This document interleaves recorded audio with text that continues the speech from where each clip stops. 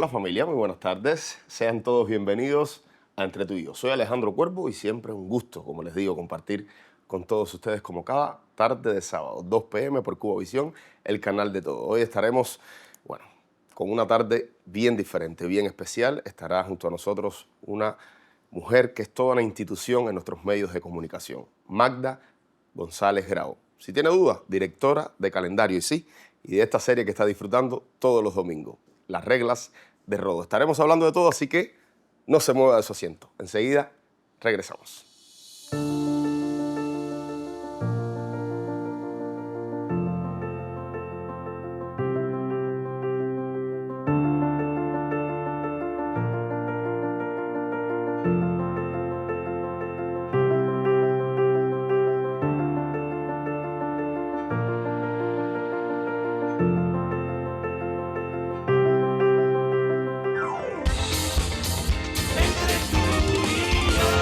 Pues sí, familia, la bienvenida y las buenas tardes a Magda González Grau.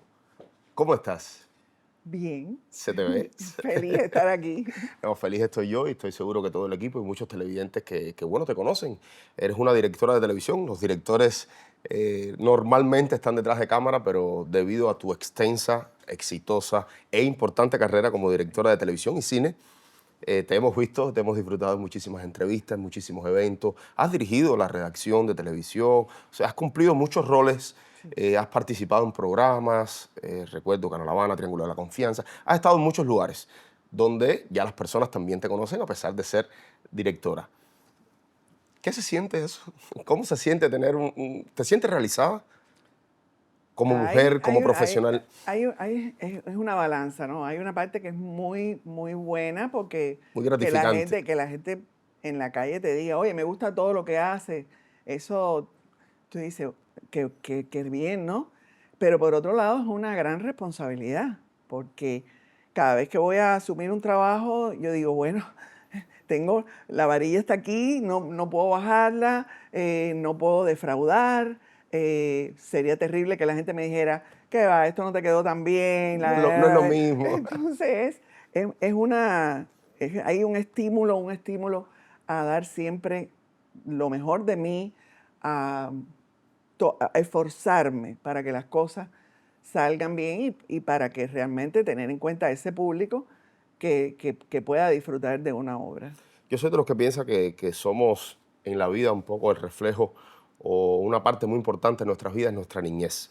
De ello depende mucho de lo que va a ocurrir después.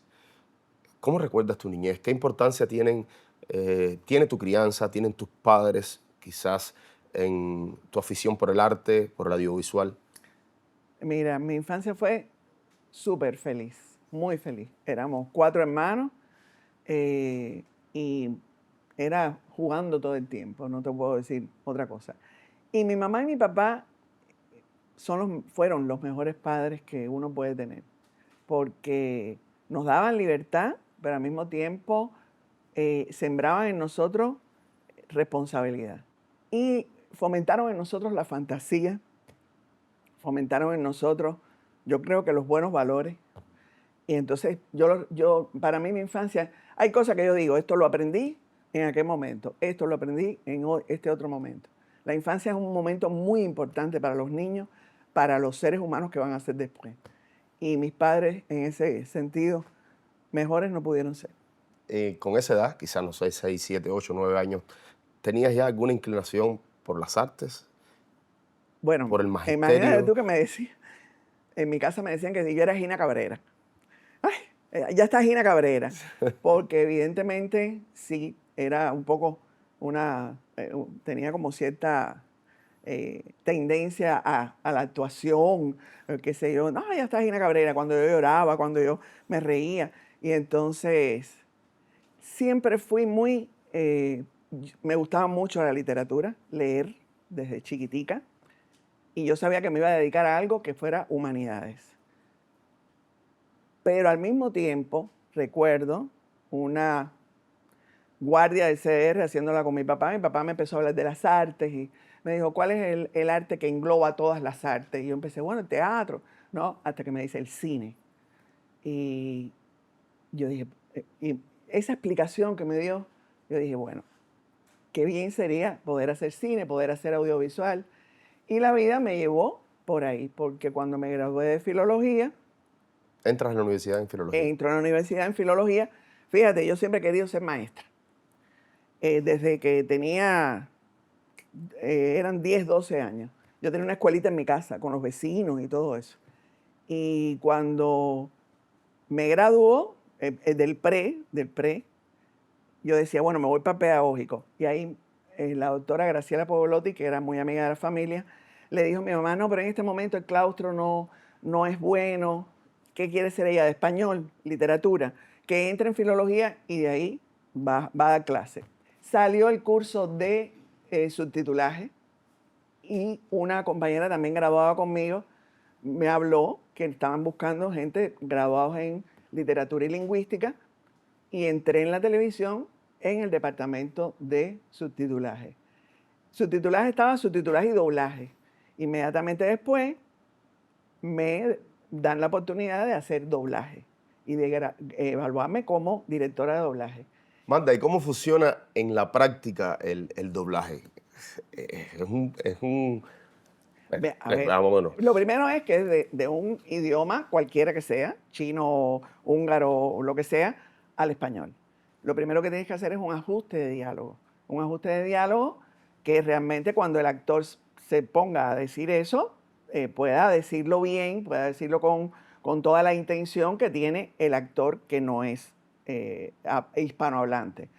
Pero tienes que hacer un buen ajuste porque los puntos de articulación no son los mismos. Entonces siempre pongo de ejemplo una cosa que yo estaba haciendo el doblaje de Checa, era un maestro que empezó a hablar de sus alumnos como telarañas, haciendo una metáfora, porque las telarañas se rompían y podían ser muy frágiles y no sé qué, pero telaraña en checo es pavuchinque, más todas las declinaciones de pavuchincaya, pero siempre empezaba con P. Decía, telaraña, pavuchinque, esto no pega más nunca. Y era plano medio todo el discurso ese. Yo estuve como 2 días buscando a ver qué yo podía buscar, que al final encontré mariposas, porque la M es labial igual que la P.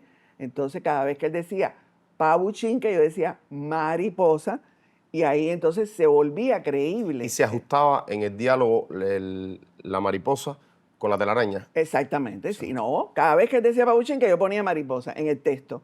Y entonces ahí Y mantenía la idea de lo que, de la lo que él estaba idea diciendo. que era, mis alumnos son como mariposas que también son frágiles, que tienen vida limitada, y entonces, pero había que buscar un símil en ese sentido. Ese es el ajuste, que eso es divino. Y después viene la dirección de actores, que ahí fue donde ya yo dije, esto es lo que me gusta a mí hacer, construir un personaje. Fíjate que en doblaje ellos no pueden construir su Julieta, sino la Julieta que está en cámara. Que está Pero creada, así ¿eh? todo, de todas maneras, hay que dirigir a los actores. Y eso fue, eso para mí, dirigir actores es como un orgasmo. Así que dije, por ahí tiene que ir, A esto me quiero dedicar. a esto me quiero dedicar y fue muy decisivo. Sobre todo, Magda, ahora que hablas sobre la dirección de actores y lo que significa para ti, eh, estamos acostumbrados, sobre todo en las producciones internacionales, y hace cine, televisión, que siempre hay un director de casting. En Cuba normalmente no se ha utilizado, no se había utilizado. En estos últimos tiempos, ya sea hace 4 o 5 años aproximadamente, en varias series, telenovelas, se ha utilizado el director, ha llevado mayormente ha sido un actor de una carrera amplia, con buena experiencia, que lo acompaña como director de actores en la obra. ¿En algún momento lo has pensado hacer? ¿Qué crees? Ni muerta me dejo quitar yo esa parte. Ni muerta, porque es la parte que más disfruto. Y que además yo creo que es decisiva. Es decir, igual que el guión, la actuación es fundamental para el resultado de una ficción. Son las dos cosas fundamentales. A veces nunca se han puesto bravos conmigo, pero yo pienso que los directores de fotografía, los directores de arte se pueden poner bravos conmigo porque yo siempre digo que es guión y actuación. Lo demás es maquillaje. Pero no, es que es así. Realmente, una historia se puede contar con un telón negro si está bien escrita y bien actuada. Lo demás refuerza, ayuda, enriquece, pero lo fundamental es eso. Entonces, si es así, yo trabajo con el guionista, es decir, antes de la grabación, pero en la grabación mi tarea fundamental es la actuación. Y no dudo que por problemas de producción pueda haber alguien que sea como un coach que te prepare a los actores y que al final tú Que le des quizás el te toque ayude con las final. ideas, te ayude a organizar quizás un poco. Sí, pero el problema es que la construcción del personaje, como la entiendo yo, llega desde el primer día que tú te sientas con el actor a hablar del personaje, a leer el guión, A mirarle a los ojos. a mirarle a los ojos, y por ahí es los tonos, las intenciones, la cadencia, todo eso es desde el principio. Entonces, no me veo a mí, a lo mejor es un problema de que ya yo soy una directora de otra generación, pero yo no me veo a mí recibiendo actores preparados por otra persona y entonces después tratar de rectificarle en medio de la grabación. Además, disfruto mucho Ese proceso. desde el proceso de casting. Es decir, desde el proceso de casting, ver, y en el casting, los que han hecho casting conmigo saben que yo no me conformo con la primera toma. Yo le doy notas. Y además también así sé si los actores son receptivos, no son receptivos, si son dúctiles. Mira, eso es, ya te digo, Innegociable. Un orgasmo. ¿Cómo voy a negociar un Eso orgasmo? no se negocia. Bueno, Marta, te propongo hacer una pequeña pausa para disfrutar de una de nuestras sesiones y seguimos conversando de buena televisión y cine junto a Magda González Grau. No se mueva, que esto es Entre tú y yo. Para mí la locución ha sido mi vida, toda mi vida, desde muy jovencita hasta estos momentos, mira, porque el locutor es el que entrega su vida cuando está trabajando. Todo parece indicar que de su padre heredó la locuacidad y las condiciones para dominar perfectamente el arte de la locución. Empecé muy jovencita, el programa Por Nuestros Campos y Ciudades de Radio Progreso estaba buscando una pareja de locutores que no fueran conocidos. Y ahí empecé yo en Radio Progreso. No puedo olvidar Ayer, Hoy y Mañana, un programa estelar, el programa del mediodía. ¿Te acuerdas del programa del mediodía? Pasó a todos los locutores por el programa. Listo estudio. Estaba Marianita Morejón, Manolo de la Rosa. El man hacía de todo en ese programa. Era increíble lo que aprendía trabajando con él. Siente igual amor por la radio que por la televisión. Se identificó con muchos espacios. Sin embargo, durante mucho tiempo, Marialina Grau fue para Cuba el rostro de Palmas y Cañas. Fue, vamos a decirlo claramente, el mejor programa de la televisión que yo hice, porque es tan cubano. En su hogar habanero, cerca de un cómplice malecón, Marialina Grau atesora premios y recuerdos. Con Cepero gritó, eso, Cepero llegó y triunfó, y dónde no lo hacía. Cepero además me enseñó muchos trucos, muchas maldades, porque fascinante como locutor y como persona. Con Germán Pinelli yo hice muchas cosas. Era fabuloso trabajar con él, porque tú no sabías si hablaba en serio o en broma, y además cómo te ayudaba a salir de un apuro. Eso es de buen compañero. O sea que además de ser lo que era, lo que fue, era una buena persona. El momento más emocionante de mi carrera fue el Guzmán. Fue un evento que sacó una cantidad de músicos, de cantantes, de animadores, de artistas, y después el de Todo el Mundo Canta, que se parecía, pero no era igual. Uy, el premio Girasol, como todos los premios, ¿no? Que te emociona y después dices, pero ¿por qué si yo no lo merecía? Si mira, está fulana y está fulano. ¿Por qué yo? Me parecía mentira. Dominar con excelencia todas las especialidades de la locución llevó a Marialina Grau a la condición de maestra. Sí. Sí, tú sabes que al principio, cuando me llamaban maestra, decía, este se cree que yo soy una vieja. Pero ya me acostumbré. Ya me acostumbré. Me emociona que me digan maestra, que me consideren una maestra en la locución. Su labor fue protagónica en la creación de los eventos científicos y pedagógicos de la locución cubana. Yo siento añoranza cuando hay un mal locutor en pista. Ahí no sé por qué me revuelvo, es que me revuelvo, porque tantos locutores que tenemos y tan buenos, no hay necesidad de sacar a alguien que aún está estudiando locución a ver si sale bien. Porque para ser locutor, la técnica es importante. Tengo que hacerlo bien. Y hay locutores jóvenes muy buenos. Ha impartido incontables cursos. Sigue siendo buena la locución cubana. sigue teniendo buenos maestros en el estudio y maestros en clases. Presidió la sección de locutores dentro de la Asociación de Radio, Cine y Televisión de la Unión de Escritores y Artistas de Cuba. Porque la locución te enamora. Cuando tú logras cosas con ella, te sientes el rey del mundo. Y cuando algo te sale mal, quieres meterte bajo tierra y llorar. Y actualmente ocupa la vicepresidencia de la Federación Hispanoamericana de Locutores, que tiene por sede a México. Para ser un buen locutor, primero hay que ser una buena persona. El locutor no puede ser hipócrita. Es un conversador que ama lo que hace. La cultura es todo. Y a pesar del paso del tiempo, parece incansable. Yo prefiero la televisión, porque me cuesta más trabajo hacerla. Todo el tiempo en vivo, porque te obliga a tener la mayor calidad. Tú ahí no puedes fallar. La doctora honoris causa en locución, Marialina Grau, no pudo hacerle a su padre un regalo mejor. Los locutores todos somos del pueblo. Es maestra para siempre y recibe los honores de su pueblo a través del espacio Entre tú y yo. Me siento orgullosa de ser locutora cubana, sí. Mucho orgullo que siento por eso. Y por los compañeros míos, por todos los locutores de verdad.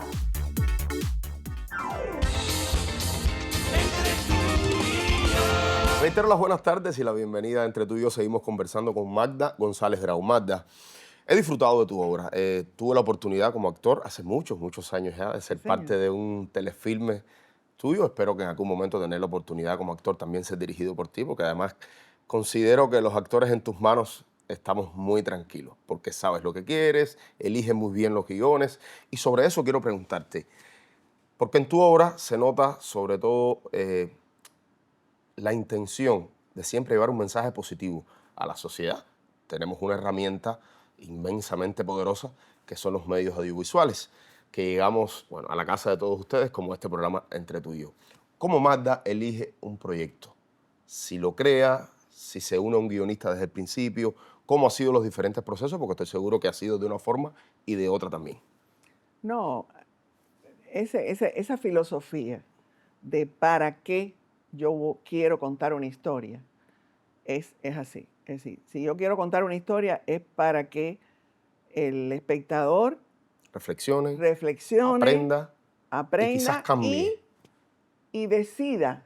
No es darle una receta, pero sí decida si es mejor ir por el buen camino, vamos a decir, o dejarse llevar por la depresión o por la que yo siempre digo, ¿para qué hacer una obra donde el espectador sienta que se tiene que cortar las venas? Es decir, eso sería imperdonable, porque como decías tú, el audiovisual y la ficción en especial tiene un poder tremendo, y eso me lo demostró La cara oculta de la luna, que no es mía, pero que yo era la jefa de la redacción en ese momento. Y la cantidad de pruebas que se hicieron después que salió, fíjate, había habido como 3 años de mensajes públicos, de no sé qué, no sé cuánto, pero la ficción, cuando salió eso... Cuando tocó los corazones con historias reales. Ahí la gente aumentaron las pruebas, y el tema además salió a la calle más transparentemente, se empezó a hablar del tema de eso. Entonces, mira, es muy fuerte. Si tú tienes esa fuerza y no la usas para bien, es fatal. Por tanto, yo creo que la responsabilidad de los directores de ficción, de los que cuentan historias, no solo en ficción, también en documentales, es muy grande. Y, mira, hay que hacerlo para que la sociedad avance, para que seamos mejores seres humanos, para que la gente pueda encontrar la felicidad. No es darle una receta, no, sencillamente vías para encontrar la felicidad. Yo me acuerdo cuando estábamos de alguna manera conspirando para Calendario, decíamos, tenemos que tener mucho cuidado que Amalia no sea perfecta, porque también los públicos no creen en las personas perfectas porque son estereotipos igual. Claro. Y entonces los estereotipos, no hay un ser humano que sea perfecto. Claro. Entonces era muy importante que fuera una maestra con todas las cualidades que queríamos que tuviera nuestro maestro, por supuesto, que incluso al principio pensábamos que iba a ser una utopía y después nos dimos cuenta de que no, porque la gente decía, yo tuve mi Amalia y con nombre y apellido, es decir, Amalias existen, claro. Pero decíamos, bueno, ok, supongamos, al principio pensábamos, vamos a crear esa utopía, pero una utopía que sea creíble, que sea verosímil. Y entonces había que de alguna manera ensuciar en el mejor sentido de la palabra, el personaje. Yo me acuerdo cuando Amalia se da el primer beso con Carlos, que es un hombre casado, me llamaron de una estación de radio para que yo explicara cómo yo le había hecho eso a Amalia. Eso no lo podíamos hacer, ¿cómo íbamos a hacerle eso a Amalia? Sí, porque además el mismo público, paradójicamente, Sí. aunque no cree en la perfección, no se siente identificado cuando entonces un personaje positivo, protagónico, no está a esa perfección, a la vez está en contra de ellos. O sea, que es Sí, complicado. reacciona, porque y yo decía, pues, es un ser humano. Claro. Y entonces alguien en la emisora le dijo, la carne es débil, digo, la carne es débil. Es decir, y además precisamente pusimos que Amalia hacía eso en un momento en que ella estaba frágil, porque había una alumna acababa de decirle que se iba a hundir en el lodazal y que no sé qué, porque no había querido aceptar un regalo, un celular. Entonces, en fin, hay que construir historias y hay que construir personajes que sean verosímiles, pero que siempre te dejen con grandes conflictos, como por ejemplo el caso de Orestes. Orestes fue un personaje que nosotros le dimos miles de vueltas, es decir, un personaje que realmente tenía todas las de perder venía de una familia disfuncional, todo su medio, y sin embargo siempre dijimos, bueno, pero porque Orestes funcionó mucho a nivel de público, mucha gente se veía reflejada en Orestes, y dijimos, bueno, por supuesto la salida se tiene que ir del país porque no tiene otra, pero esa última escena con Amalia, donde ella le devuelve el monito ese, le dice, para que no olvides nunca de dónde vienes, él dice, nunca lo voy a olvidar. Y efectivamente uno no sabe qué pasó con Oreste, pero sabe que no va a transgredir límites que lo conviertan en una mala persona, porque ahí la maestra, la misma vida, le ha sembrado valores que garantizan que ese hombre va a ir por un buen camino, aunque en este momento elija estar con una mujer que sabe pero que además, fíjate que la relación fue muy transparente también. No, tú no me amas, pero yo te voy a dar la oportunidad, papá. Es decir, todo muy limpio, aunque fuera una decisión difícil. Yo creo que es así como hay que contar las historias para efectivamente, como tú decías, dejar un sentido positivo, para dejar que la gente saque sus propias conclusiones de qué hacer en la vida. Cuando me mencionabas ahorita la cara oculta de la luna y cómo fue visible lo positivo que trajo a la sociedad y sobre todo con estos temas de las enfermedades de transmisión sexual, ¿cómo vistes o recuerdas, no fue hace tanto tiempo, este efecto que tuvo, lo primero, el éxito que tuvo la serie Calendario y este efecto positivo de tantas historias de personajes y de familias disfuncionales, historias salvando a personajes, a otros quizás no? ¿Cómo lo vio usted en la sociedad, en los públicos? ¿Alguna experiencia, alguna anécdota de decir, caramba, valió la pena? Más allá del éxito que tuvo de audiencia, que fue espectacular.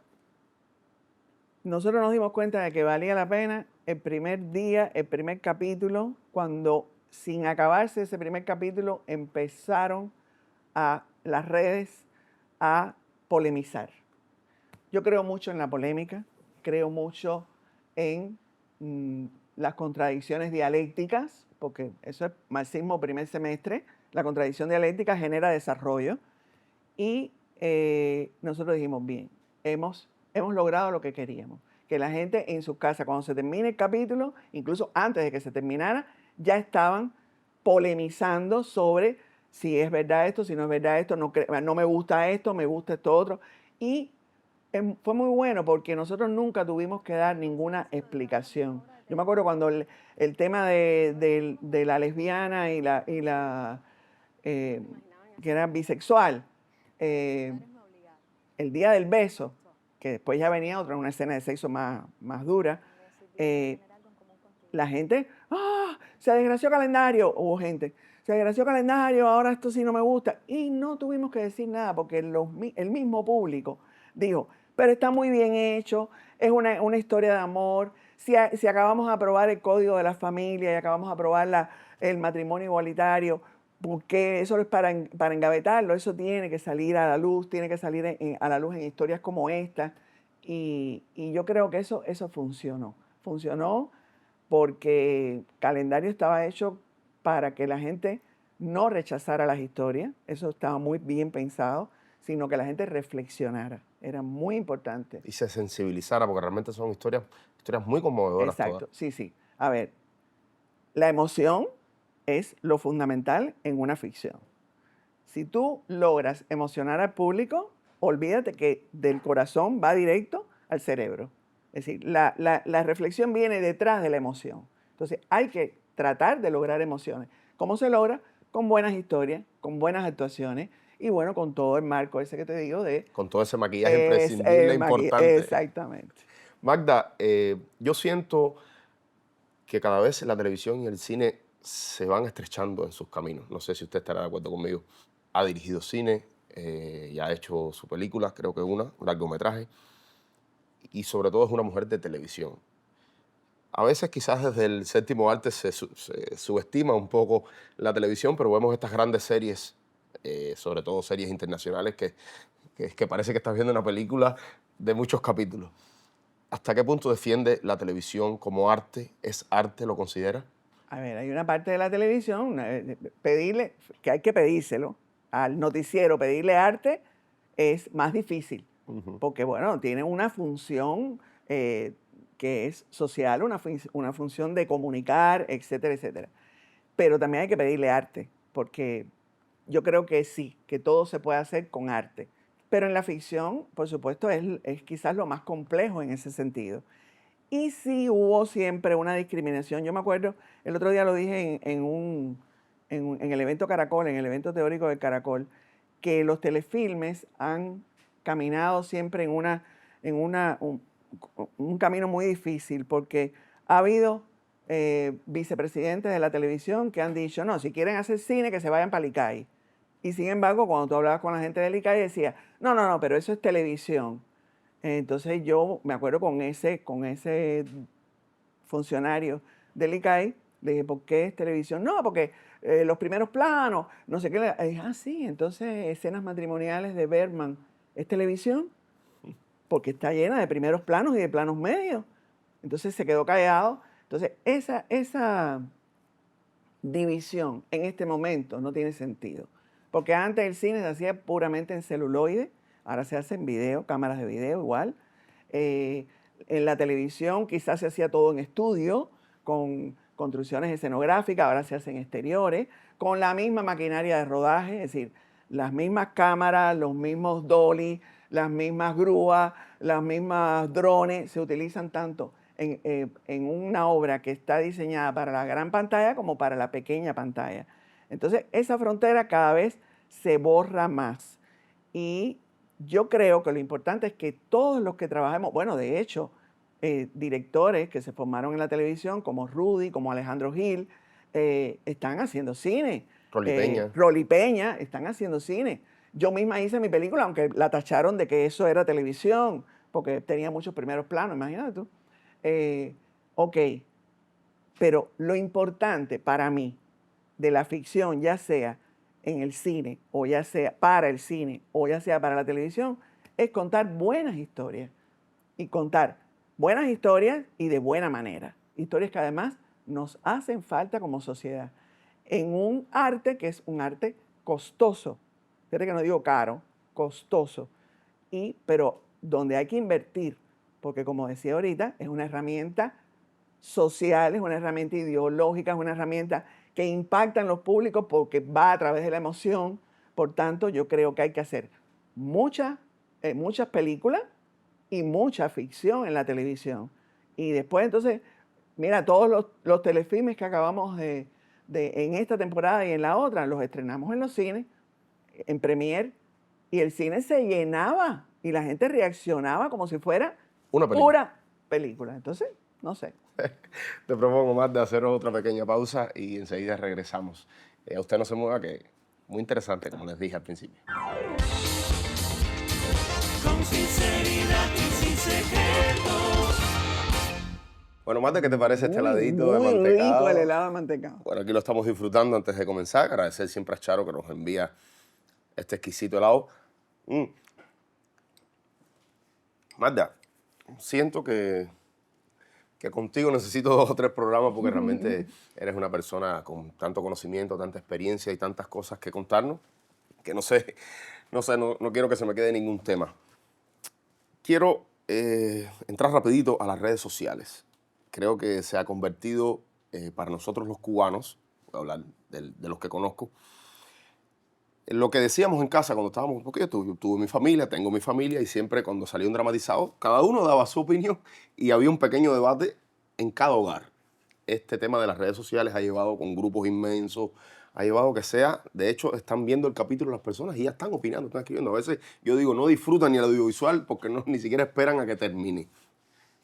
Y vemos quizás en nuestros espacios un poco, estamos un poco carentes quizás de críticos, Totalmente. que somos, el cubano también escucha y confía en la crítica, en los especialistas. Al tenerlo poco y tener las redes sociales, se ha convertido quizás en millones de críticos. Exactamente. ¿Cómo lo ha vivido con su obra? Eso es lo que sucede, que cada televidente que además después entra en las redes es un crítico.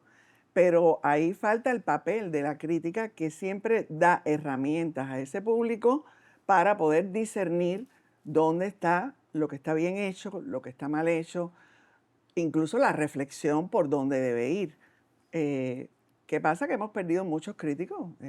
Rolando Pérez Betancourt, Pedro de la Hoja, ahora nos queda Saíli Tavares, pero en Bohemia, que no es de fácil acceso. Entonces, eso realmente me preocupa porque eso tiene que ver con la cultura audiovisual.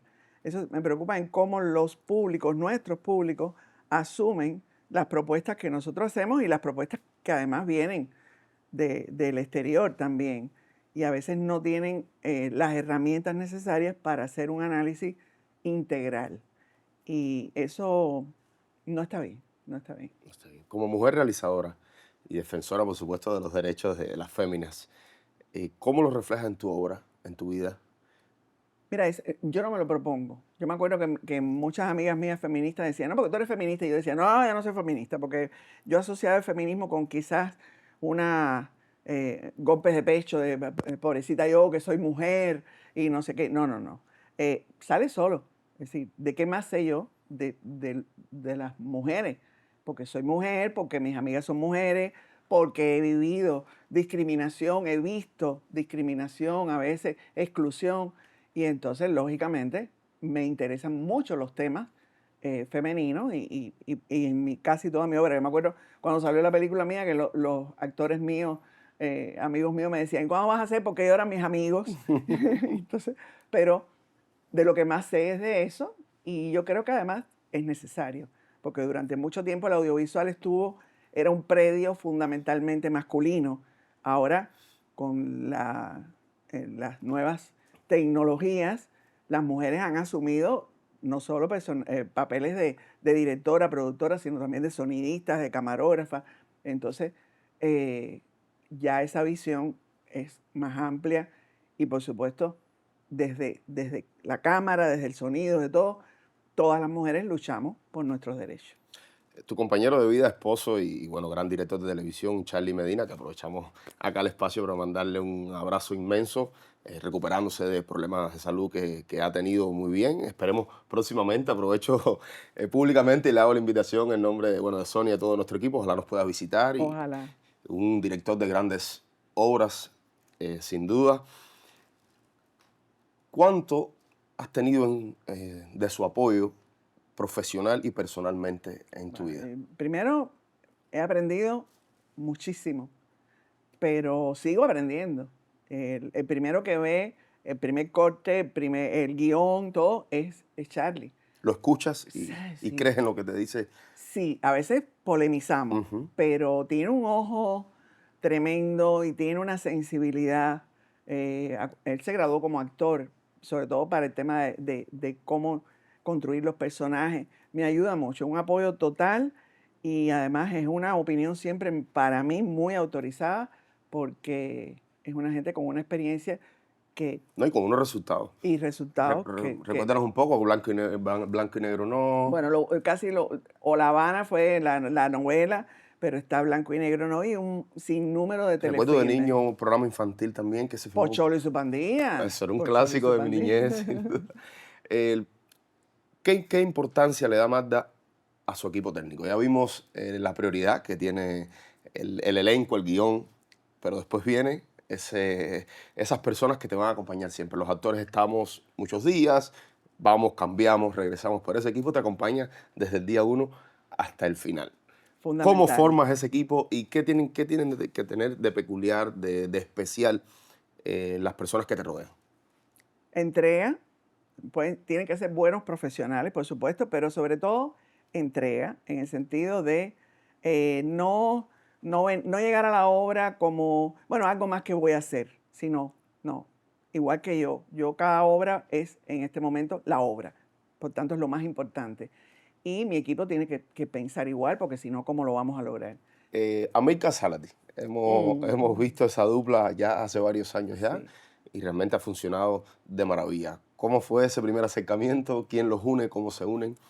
Una bendición de casualidad, porque lo primero que yo hago de Amílcar es para toda la vida, y no era un telefilme que fuera para mí, sino para otra persona que después viajó y no sé qué. Y bueno, a mí me interesó el tema porque era el embarazo adolescente, tener un niño sin estar preparado, la paternidad responsable, la maternidad responsable, y empezamos a trabajar juntos. Pero realmente lo que fue, ya creo que hemos cerrado así de complicidad, fue Calendario. Que en la primera temporada, como estábamos en pandemia, él no fue mucho ni a los ensayos, ni fue mucho a las grabaciones. Y a mí eso me dolía, porque decía, este como que no confía en mí o no le interesa lo que yo hago, porque yo no tengo problema en que los escritores estén metidos dentro de la producción. Es decir, ese debate, esa polémica que yo decía que es útil, al contrario, la busco. Pero cuando yo le mostré los 2 primeros capítulos en crudo, yo me fui del lugar donde estaban viendo y yo decía, no oigo comentarios, no sé qué. Bueno, ya cuando se terminaron los 2 capítulos que entré, me miró y me dijo, muy bien, voy a escribir la segunda temporada. Y a partir de ahí te digo que ha sido una complicidad artística absoluta. Para mí es una bendición trabajar con Amílcar. Es una gente que, aunque no estamos de acuerdo siempre, yo trato de que nos pongamos de acuerdo y al final, cuando lo convenzo de que cambie algo de los guiones, me lo devuelve enriquecido. Ya te digo, es una fiesta. Hablabas al inicio que soñaste de niña siempre ser maestra, y es algo que no has dejado nunca, No, el magisterio. eso también. Y además se te ha visto, he sido testigo, como alumnos te han acompañado después en los procesos de rodaje. Claro, porque Qué importante es llevar la teoría a la es práctica. que donde más ellos aprenden es precisamente en la práctica. He visto profesores que dicen, no, yo le doy en el salón las cosas y después que se las arreglen como pueda. No, el aula es el set. Este set es un aula también, puede ser un aula. Y efectivamente, incluso desde que entré en subtitulaje, doblaje, siempre he tenido la oportunidad de dar talleres de doblaje, de actuación para doblaje, de ajuste para directores de doblaje. Y ahora mismo estoy dando clase en FANCA, estoy dando clase en la Facultad de Comunicaciones y estoy dando clase en el Centro de Estudio de Radio y Televisión. Y lo disfruto muchísimo, muchísimo. Y por supuesto mis alumnos van, que producción me dice, ¿cuántos alumnos vienen hoy? Porque está el lío de la merienda, la no sé qué. Entonces yo los voy dosificando, pero siempre están metidos en la producción porque ahí aprenden mucho. Me parece muy importante. Bueno, queda hablar obligatoriamente de esta serie que estamos disfrutando, Las reglas De de Rodo. Rodo, escrita por Amílcar Zárate, muy cerca desde el principio de todo el proceso. ¿Cuánto de ti hay en el guión? Porque esto fue algo que nació de la mano de los dos, o él lo escribió y que fue él hizo la propuesta. Él hace rato que quería escribir sobre esto y él hizo la propuesta y hizo la propuesta, yo creo, perfecta porque lo hizo en el tono de comedia. A mí me asustó primero eso. Yo dije, pero vamos a hablar de un tema tan complejo en comedia. Y cuando empecé a leer los guiones me di cuenta que era, primero, lo que él le dice, sentido del humor. humor blanco, un género que no, hace mucho tiempo que no se hacía en la televisión, porque aquí son los humorísticos con a veces tono de farsa o tono de el sketch, parodia. parodia, y está también el drama. Pero esa comedia que es, le dicen dramedia, que es un nuevo, ese género. Es nuevecito, ¿no? Es De nuevecito, paquete. que es como la unión del drama con la comedia. Eso generalmente no se hace. En algunos telefilmes se ha asumido. Pero me parece que era lo perfecto para hablar de un tema que a veces crea dolor, crea pesar al interior de la familia, incluso de esos mismos muchachos, porque es un tema que a veces son excluidos, incomprendidos, y y se presta mucho la manera, el comportamiento social que ellos a veces tienen, donde no tienen filtro, donde dicen la verdad, no saben mentir, se prestaba mucho para situaciones simpáticas. Y yo creo que aceptamos. ¿Estás feliz con el resultado? El día de la premier, que fueron allí muchos muchachos autistas con los que habíamos tenido contacto, las madres sobre todo, que son muy protectoras, ese día cuando yo salí por la platea así me estaban esperando y yo dije, ay Dios, y estaban felices, incluso un niño, Merizo, dijo, él se inspiró en mí porque yo soy igual que él, y eso me sacó las lágrimas, porque lo habíamos logrado. Qué bueno.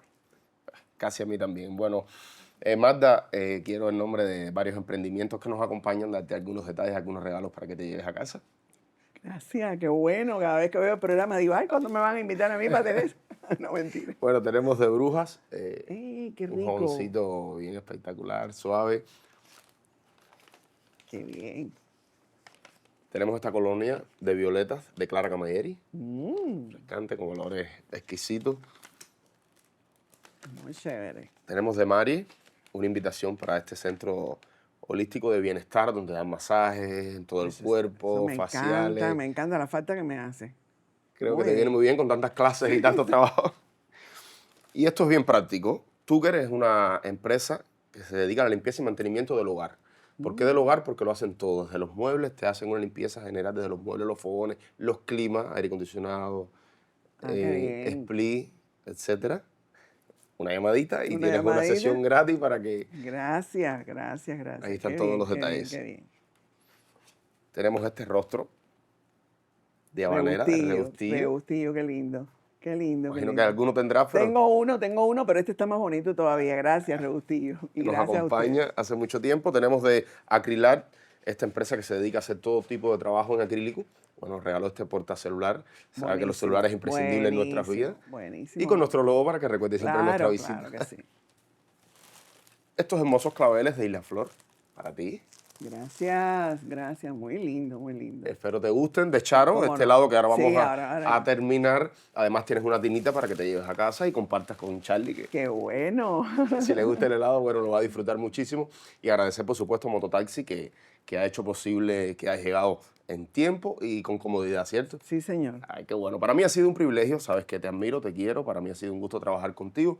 Vuelvo y repito, espero se repita porque te admiro y me gusta muchísimo lo que haces y me siento muy tranquilo y cubierto como actor. A usted, gracias por haber estado ahí, habernos acompañado, siempre con sinceridad y sin secreto. Porque esto es entre tú, Y yo. quedó claro. Gracias, Magda. Nos vemos el próximo sábado, 2 de la tarde, por Cuba Visión.